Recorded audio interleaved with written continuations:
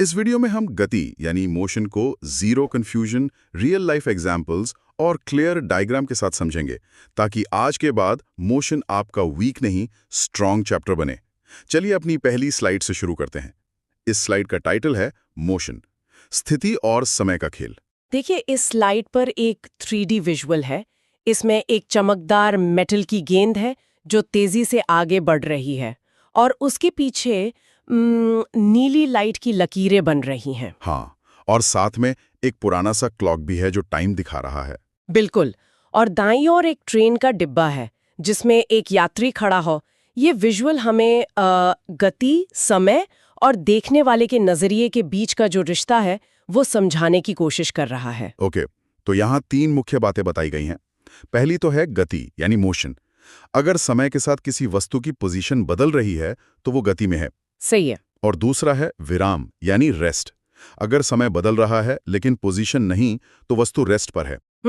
और सबसे जरूरी बात सापेक्षता, मतलब गति हमेशा देखने वाले यानी ऑब्जर्वर पर निर्भर करती है। हाँ, जैसा कि उदाहरण में है, चलती ट्रेन में बैठा यात्री बाहर खड़े व्यक्ति के लिए गति में है, लेकिन ट्रेन में बैठे दूसरे यात्री के लिए वो विराम में है। बिल्कुल। मतलब अगर मैं ट्रेन में बैठा हूं तो मैं अपने साथ बैठे दोस्त के लिए रेस्ट पर हूं, लेकिन जो व्यक्ति प्लेटफॉर्म पर खड़ा है उसके लिए मैं मोशन में हूं।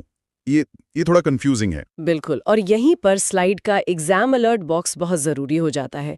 ये साफ साफ कहता है गति और विराम एक दूसरे के सापेक्ष यानी रिलेटिव होते हैं, निरपेक्ष यानी एब्सोल्यूट नहीं। अच्छा। इसका मतलब है कि कोई भी चीज अपने आप में मोशन या रेस्ट में नहीं होती। ये हमेशा इस बात पर निर्भर करता है कि उसे कहाँ से देखा जा रहा है। ये कॉन्सेप्ट परीक्षा के लिए बहुत महत्वपूर्ण है। अच्छा, तो सब कुछ देखने वाले के नजरिए का खेल है। चलिए अब अगली स्लाइड पर चलते हैं और समझते हैं लंबा रास्ता या शॉर्टकट। इस स्लाइड का 3D विजुअल देखो। एक सुनहरे रंग का मेज या लैबिरिंथ, मतलब भूल भुलैया जैसा है। हाँ, दिख रहा है। इसमें 2 बिंदु हैं, A और B। एक नीला रास्ता है जो भूल भुलैया के अंदर से घूम घूम कर B तक पहुंचता है, और एक सीधी लाल रेखा है जो A से B तक सीधे पहुंचती है। ये विजुअल दूरी और विस्थापन के बीच के अंतर को बहुत अच्छे से दिखाता है। हाँ, तो नीला रास्ता है दूरी यानी डिस्टेंस, तय किए गए रास्ते की कुल लंबाई, टोटल पाथ लेंथ। हाँ, और ये एक अदिश यानी स्केलर राशि है। और जो लाल सीधी रेखा है वो है विस्थापन यानी डिस्प्लेसमेंट, मतलब शुरुआती और अंतिम बिंदु के बीच की सबसे कम दूरी, शॉर्टकट। और ये एक सदिश यानी वेक्टर राशि है क्योंकि इसमें दिशा का महत्व होता है। सही है। इसमें एक और जरूरी बात लिखी है कि अगर आप घूमकर वापस उसी जगह आ गए जहां से शुरू किया था तो आपका विस्थापन 0 होगा पर दूरी 0 नहीं होगी। तो इसका मतलब ये हुआ कि अगर मैं अपने घर से स्कूल जाकर वापस घर आ जाता हूं तो क्या मेरा डिस्प्लेसमेंट 0 होगा भले ही मैंने 10 किलोमीटर की दूरी तय की हो? एकदम सही सवाल। और इसका जवाब हमारे एग्जाम अलर्ट में छिपा है। ये कहता है सीधी रेखा मतलब स्ट्रेट लाइन में गति करने पर दूरी और विस्थापन का मान बराबर होता है। ओके। लेकिन आपके उदाहरण में क्योंकि आप वापस आ गए, आपकी अंतिम और प्रारंभिक स्थिति एक ही है, इसलिए विस्थापन 0 है। परीक्षा में इस अंतर से जुड़े सवाल अक्सर पूछे जाते हैं। ये तो बहुत दिलचस्प है। अब दूरी और विस्थापन का अंतर समझ आ गया है। चलिए अगली स्लाइड पर चलते हैं जिसका टाइटल है दिशा ही सब कुछ बदल देती है। इस स्लाइड पर देखो, बाईं ओर एक गाड़ी का स्पीडोमीटर जैसा डायल है जो रफ्तार बता रहा है, और दाईं ओर एक बहुत ही सुंदर 3D कंपास है जिसकी सुई नॉर्थ की तरफ इशारा कर रही है। ये दोनों मिलकर हमें चाल और वेग का फर्क समझाते हैं। ठीक है, तो यहाँ बताया गया है चाल यानी स्पीड, ये है दूरी बटा समय। दूरी, समय, ये सिर्फ ये बताती है कि आप कितना तेज चल रहे हैं। ये एक स्केलर राशि है। और वेग, वेग यानी वेलोसिटी, ये है विस्थापन बटा समय। ये बताती है कि आप किस दिशा में और कितना तेज चल रहे हैं। ये एक वेक्टर राशि है। बिल्कुल। दोनों की एसआई यूनिट एमएस है और एक टिप भी है। किलोमीटर प्रति घंटे को एमएस में बदलने के लिए 5/18 से गुणा करें। ये बहुत काम आती है। 1 मिनट। तो अगर एक कार एक गोल चक्कर पर 60 किलोमीटर प्रति घंटे की एक समान रफ्तार से चल रही है तो क्या उसकी वेलोसिटी भी एक समान मतलब कांस्टेंट है? बहुत ही अच्छा सवाल है और यही इस स्लाइड का सबसे जरूरी पॉइंट है। एग्जाम अलर्ट बॉक्स पर ध्यान दो। वो कहता है वेग बदलने के लिए स्पीड बदलना जरूरी नहीं, केवल दिशा यानी डायरेक्शन बदलने से भी वेग बदल जाता है। ओह, क्योंकि गोल चक्कर पर कार की दिशा हर पल बदल रही है, इसलिए उसकी स्पीड भले ही कांस्टेंट हो, पर उसका वेग लगातार बदल रहा है। राइट।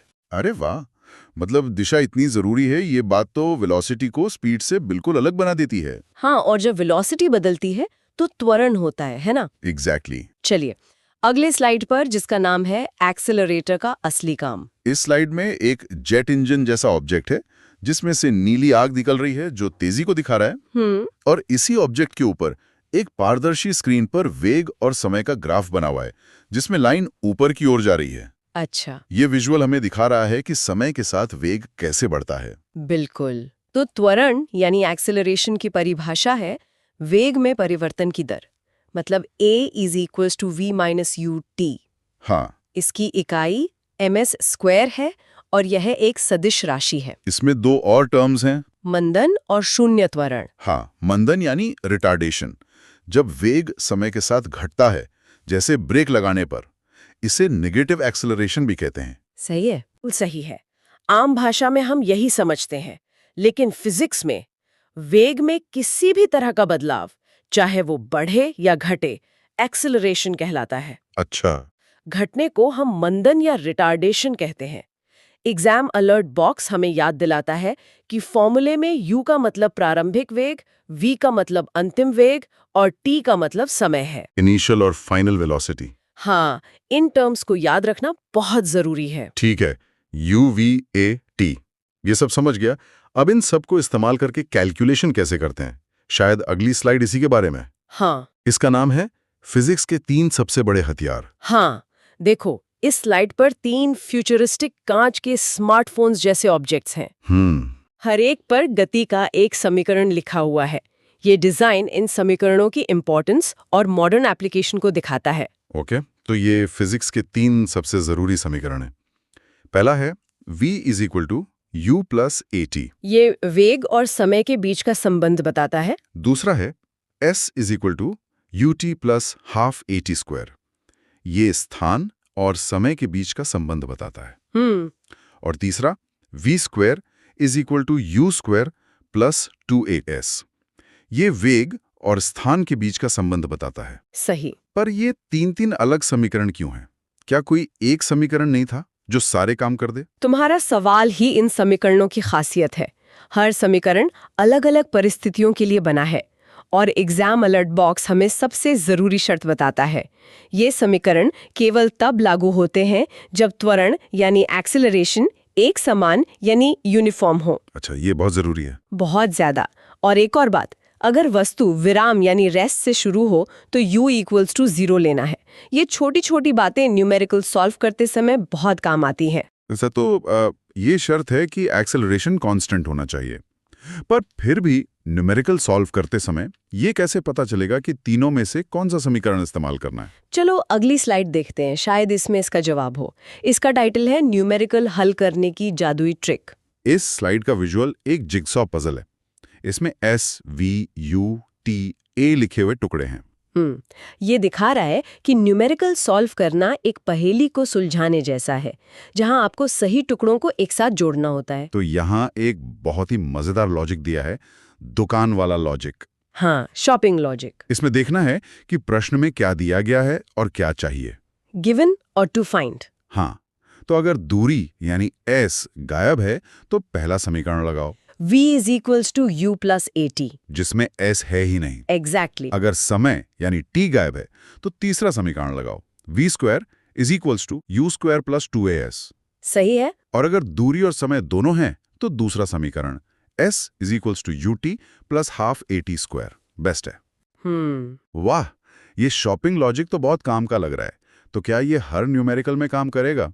बस ये देखना कि कौन सी चीज गायब है।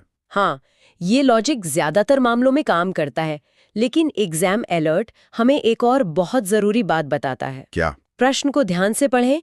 विराम से शुरू, रुक जाती है, जैसे शब्द u और v की वैल्यू बताते हैं। अच्छा। सिर्फ फॉर्मूला रटना काफी नहीं है, प्रश्न के शब्दों को समझना भी उतना ही जरूरी है। ये ट्रिक तो मैं जरूर याद रखूंगा। चलिए अब गति के प्रकारों को समझते हैं। अगली स्लाइड है एक ही रफ्तार या बदलती चाल। देखो, इस स्लाइड में 2 कांच की पटरियां हैं। ऊपर वाली पटरी पर सुनहरे रंग के पिरामिड बराबर दूरी पर रखे हैं और एक नीली गेंद उन पर से गुजर रही है। नीचे वाली पटरी पर पिरामिड अलग-अलग दूरी पर हैं और एक नारंगी गेंद गुजर रही है। ये विजुअल समान और असमान गति को दर्शाता है। ठीक है, तो यहाँ 2 तरह की गति बताई गई है। समान गति यानी यूनिफॉर्म मोशन। हाँ, जब कोई वस्तु समान समयांतराल में समान दूरी तय करती है, मतलब कांस्टेंट स्पीड। और दूसरी है असमान गति यानी नॉन यूनिफॉर्म मोशन। जब कोई वस्तु समान समय में अलग अलग दूरी तय करती है, मतलब वेरिएबल स्पीड। इसका उदाहरण भी दिया है। हाँ, भीड़ भाड़ वाली सड़क पर गाड़ी चलाना असमान गति का एक क्लासिक उदाहरण है। बिल्कुल। तो क्या पृथ्वी का सूरज का चारों ओर घूमना यूनिफॉर्म मोशन है, क्योंकि उसकी स्पीड तो लगभग कांस्टेंट रहती है? ये एक बहुत ही दिलचस्प सवाल है। इसका जवाब तुम्हें आगे की स्लाइड्स में और क्लियर होगा। ठीक है, अब इन गतियों को ग्राफ पर कैसे दिखाते हैं वो समझते हैं। अगली स्लाइड का टॉपिक है दूरी समय ग्राफ। इस स्लाइड पर एक 3D ग्राफ है जो किसी पहाड़ी इलाके जैसा लग रहा है। एक्स एक्सिस पर समय है और वाई एक्सिस पर दूरी। एक सुनहरी गेंद इस ग्राफ की ढलान यानी स्लोप पर है। ये विजुअल ग्राफ के स्लोप की अहमियत को समझा रहा है। ठीक है, तो इस ग्राफ के बारे में 4 बातें बताई गई हैं। पहली, ढाल यानी स्लोप। हाँ, इस ग्राफ का ढाल हमें वस्तु की चाल देता है, स्पीड। दूसरा, तीव्र ढाल है, लाइन जितनी खड़ी होगी स्पीड उतनी ज्यादा होगी। सही है। तीसरा, समतल लाइन। हाँ, अगर लाइन समय अक्ष के समानांतर है तो ढाल 0 है, मतलब वस्तु विराम में है, रेस्ट पर है। और चौथा, असमान गति। हाँ, अगर लाइन सीधी नहीं बल्कि कर्व है तो चाल बदल रही है, यानी नॉन यूनिफॉर्म गति है। हाँ, एक सवाल है, हाँ, अगर कोई वस्तु आगे जाकर वापस अपनी जगह आ रही है, हाँ, तो क्या इस ग्राफ की लाइन नीचे की तरफ आ सकती है? बहुत ही बढ़िया सवाल, और इसका जवाब एग्जाम अलर्ट में दिया गया है। दूरी समय ग्राफ कभी नीचे की ओर नहीं आ सकता, क्योंकि तय की गई दूरी कभी घट नहीं सकती। अच्छा, समय के साथ कुल तय की गई दूरी हमेशा बढ़ती है या स्थिर रहती है, लेकिन घटती कभी नहीं। अच्छा, दूरी कभी घटती नहीं, इसलिए ग्राफ नीचे नहीं आएगा। ये पॉइंट क्लियर हुआ। अब देखते हैं वेग समय ग्राफ में क्या होता है। अगली स्लाइड का टाइटल है एक ग्राफ 2 जानकारियां।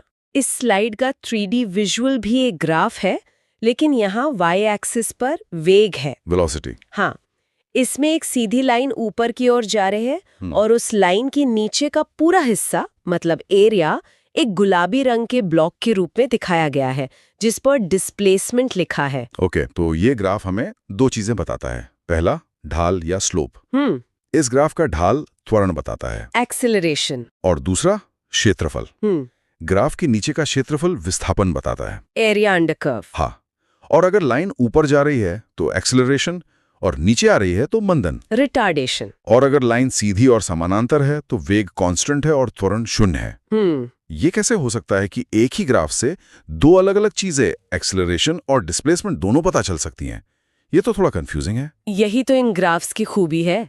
स्लोप से हमें वेग के बदलने की दर यानी त्वरण मिलता है, ओके, और एरिया से हमें कुल विस्थापन मिलता है। प्रैक्टिस करने से ये बिल्कुल आसान लगने लगता है। ठीक है, प्रैक्टिस करनी पड़ेगी। अब उस गोल घूमने वाले सवाल पर वापस आते हैं जो मैंने पृथ्वी के बारे में पूछा था। हमारी अगली स्लाइड शायद उसी के बारे में, एक समान वृत्तीय गति।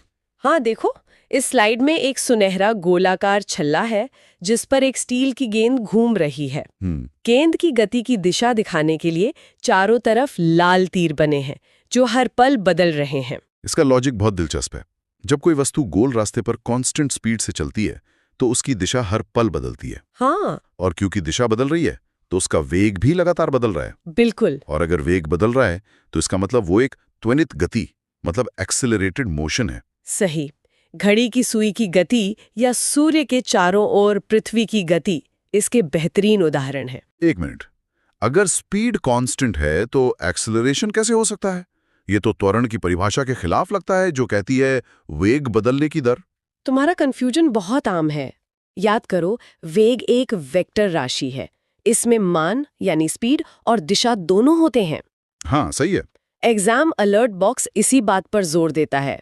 वृत्तीय गति में वेग कभी भी नियत मतलब कांस्टेंट नहीं हो सकता, क्योंकि दिशा बदल रही है। अच्छा। और क्योंकि वेग बदल रहा है, इसलिए हमेशा त्वरण होगा, भले ही स्पीड कांस्टेंट हो। अब जाकर ये कंफ्यूजन दूर हुआ।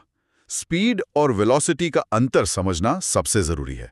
चलिए, आज की क्लास में हमने जो भी सीखा उसे जल्दी से समराइज कर लेते हैं। हमारी आखिरी स्लाइड है, गति के मास्टर बन गए आप। इस स्लाइड पर एक चमकदार सुनहरी शील्ड है, जिसके ऊपर एक नीले रंग का सही का निशान है। और बैकग्राउंड में कुनफेटी भी उड़ रही है। हाँ, जो ये दर्शाती है कि हमने चैप्टर सफलतापूर्वक पूरा कर लिया है। तो हमने मूल अंतर समझा। दूरी यानी रास्ता, व्यस विस्थापन यानी शॉर्टकट, बिल्कुल। और चाल जो अदिश है, व्यस वेग जो सदिश है। हमने गति के 3 समीकरण देखे और उन्हें कब और कैसे सही से प्रयोग करना है, ये भी सीखा। फिर हमने ग्राफ को समझा। दूरी समय का ढाल हमें चाल देता है, और वेग समय का ढाल हमें त्वरण देता है। और एरिया से विस्थापन। हाँ, और आखिर में हमने वृत्तीय गति के बारे में जाना, जो हमेशा एक त्वरित गति होती है। उम्मीद है आज की क्लास ने आपको एक नई दिशा दी होगी। अगर आपको मेरा ये प्रयास अच्छा लगा हो तो वीडियो को लाइक करें और चैनल को सब्सक्राइब जरूर करें। इससे मुझे आपके लिए और भी बेहतर कंटेंट बनाने की प्रेरणा मिलती है। और हाँ, इस वीडियो को अपने दोस्तों के साथ शेयर करना ना भूलें।